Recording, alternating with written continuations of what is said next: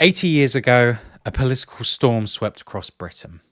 Trade unionists were fighting for the right to strike, and at the epicenter of this struggle was a small band of Marxists. During World War II, the Labour Party, the Trade Union Congress, otherwise known as TUC, and the Communist Party declared a class truce to halt any industrial action that could disrupt the war effort. Labour ministers even held positions in Churchill's coalition government. The traditional militants on the shop floor, the Communist Party, had transformed after the Soviet Union was invaded.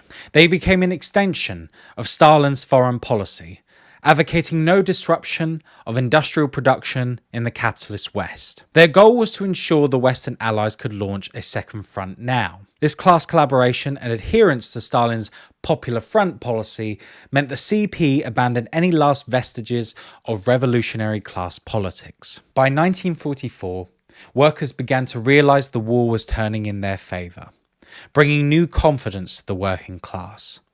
For the previous 5 years, they had accepted all the sacrifices demanded of them for the war effort. But now, frustration over working conditions and pay burst forth, and industrial disputes soared. In the spring of 1944, strikes escalated throughout the country. In the coalfields, 100,000 miners walked out, demanding better pay and conditions and the nationalisation of the mines. Meanwhile, 50,000 workers went on strike in the munitions plants. In the engineering sector, unrest was compounded by layoffs due to increased American arms production. Nowhere was the unrest felt more sharply than among the young apprentices. The government introduced the ballot scheme, transferring engineering apprentices to work in the mines. This infuriated the apprentices, who faced cuts in pay and the loss of better paid engineering careers. They now faced a hard and dangerous life below ground as Bevin boys. The flashpoint then came in Newcastle. A young Communist League activist, Bill Davey, became a key organiser in the Tyneside Apprentices Guild and prepared them for strike action. This angered the Stalinists in the Communist Party, but their attempts to oust him from leadership failed. Cut off from the Communist Party, Davey understood the proposed strike action could not succeed in isolation. He sought solidarity elsewhere. With the Labour Party inactive during the war and the Communist Party policing the labour movement to stop industrial action, the main active groups on the left were the remnants of the Independent Labour Party and the Trotskyists in the Revolutionary Communist Party. The RCP, the official British section of the Fourth International, founded by Trotsky, was led by Ted Grant, Jock Haston, and Roy Tess. Despite numbering only several hundred, the RCP was a cadre organisation, with most members holding positions in the labour movement at local and workplace levels.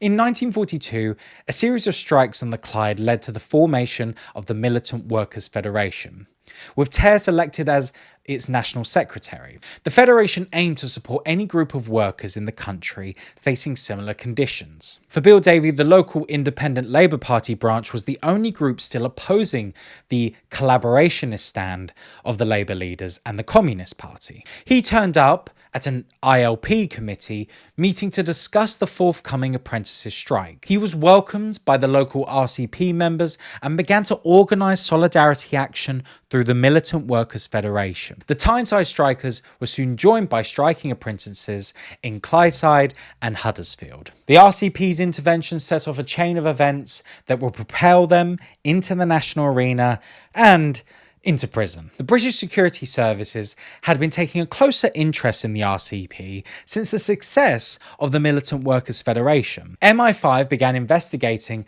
and putting the Trotskyists under surveillance. The information provided by the security services was a godsend for the government. The mass strikes of early 1944 caused consternation among the US government, which put pressure on Churchill to quell these strikes. The government couldn't attack the strikers directly for fear of further antagonising the shop floor, nor could they attack the Communist Party, which was doing more than anyone else to contain the strike wave. Instead, they targeted the RCP, hoping to terrorise the wider labour movement into submission. On April 3rd, 1944, the Daily Mail led the media charge, writing of drastic action about to be taken against the RCP. This gave the green light for the state to act. Police raided RCP headquarters and members' homes, leading to the arrests of key RCP figures. Despite these arrests, the furor in the labour movement showed no signs of abating. There was widespread opposition from the labour and trade union movement, including from the left wing of the Labour Party. In Parliament, Aneurin Bevan bitterly opposed the arrests and put an order paper down to annul the new anti-trade union regulations. The case went to appeal in October 1944.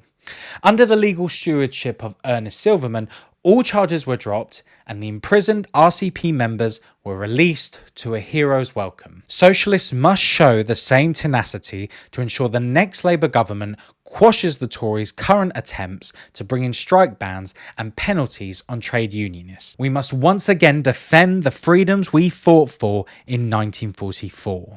Thank you for watching this video. I hope it was informative and educational for you. Please like, subscribe, comment below, tell us your thoughts. Subscribe to our newsletter to get more articles at www.lefthorizons.com, and we'll see you next time.